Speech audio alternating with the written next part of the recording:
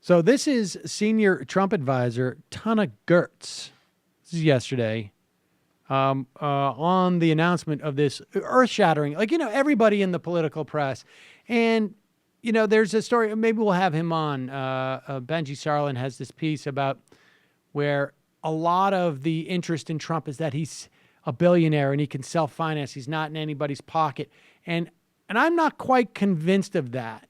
But even if you are, the idea that Trump is self-financed and he can't be bought in the way that, let's say, a Jeb Bush presumably could be bought, you got to wonder if you carry it out and you were to sit there and ask these people, what is it that you think impacts when they're bought out by big moneyed interests? What is it that they're doing that you think is problematic? And I imagine if you spent enough time talking to them, they would get around to the payments to other people. I don't think they'll say well, I don't appreciate this tax situation where they can, they're offshoring their tax profits. Or I don't like the fact that they're attacking unions. No, I think ultimately it's they're letting other people get the goodies. And I don't think they're talking about the business people like Donald Trump. But here's senior Trump advisor Tana Goertz. She is a senior Trump advisor and, not coincidentally, an apprentice runner-up. She's also a spokesperson for bedazzled fashion products, which I can tell you, very big with 8-year-old girls. They want their stuff bedazzled. And here she is telling CNN's Brooke Baldwin not to worry about the numbers situations. You could say that Tana Goertz is going to bedazzle the CNN host.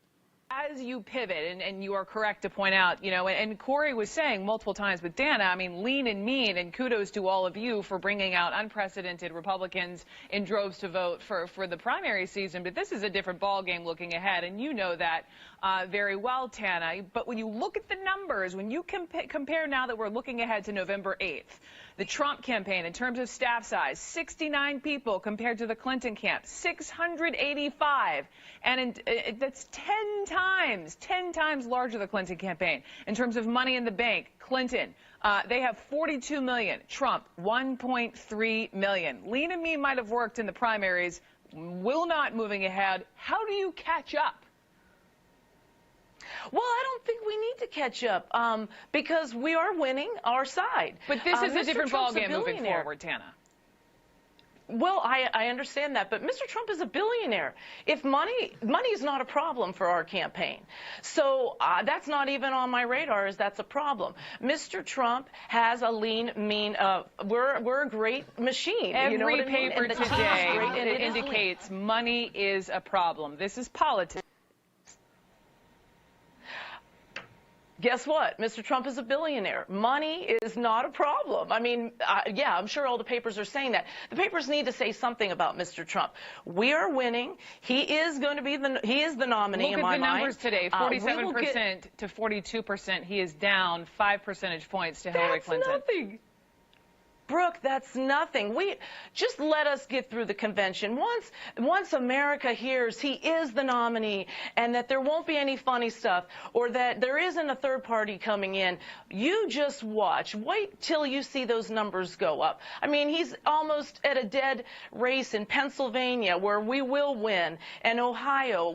This is nothing. I'm super excited about this. Money is not a problem for Donald Trump.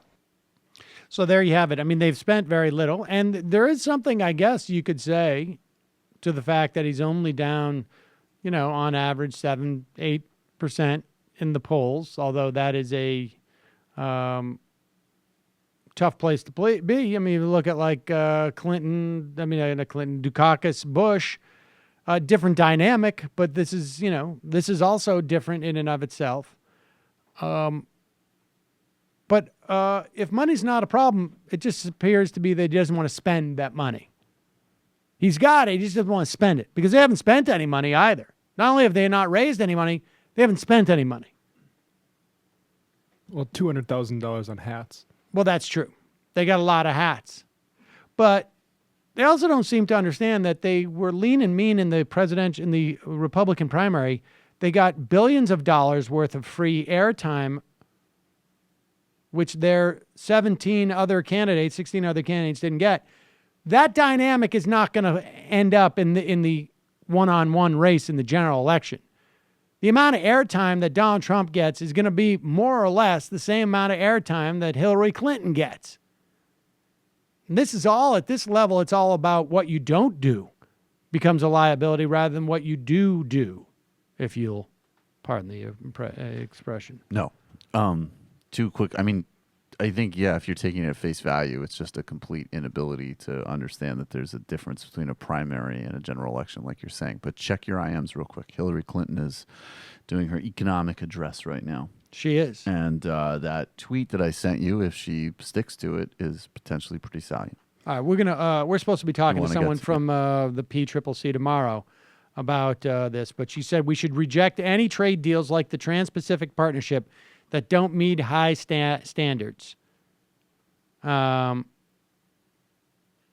a little wiggle room there. There's a lot, but I think the Korea deal, there are a couple of deals that they actually did push through that did have genuine standards built into them, more so than TPP or NAFTA. So if she's going that route, that's at least a modest improvement. And a difference between her and Trump, because, the other thing, I think it was Ari Rabenhoff made this point, and I haven't, and I think you made points like this too. It isn't even just that he could flip on TPP. It's that his critique is so elastic that he could go in by his own logic and negotiate potentially an even worse deal. Hello, you. I'm Sam Seder. Looking for smart progressive talk that is occasionally amusing? Well, subscribe to our YouTube feed. Subscribe to our podcast. Like us on Facebook, and just generally enjoy us.